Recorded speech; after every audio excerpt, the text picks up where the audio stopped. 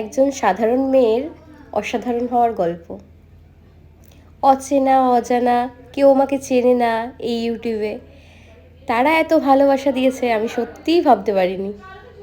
বাড়িতে অনেক আমার বন্ধুবান্ধবরা এসছে, সেই জন্য ভীষণ ব্যস্ত ছিলাম।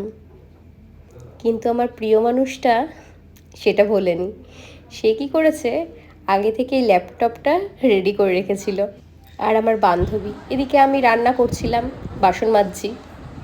বান্ধবী যে কখন ল্যাপটপের সামনে এসে দাঁড়িয়েছিল আমিও জানতাম না। It's time to restart.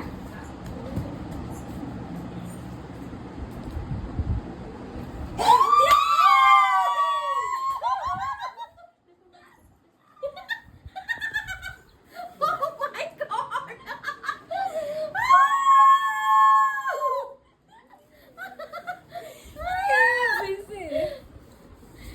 দেখো মাসতে মাসতে চলে এসেছি। Congratulations Thank and you.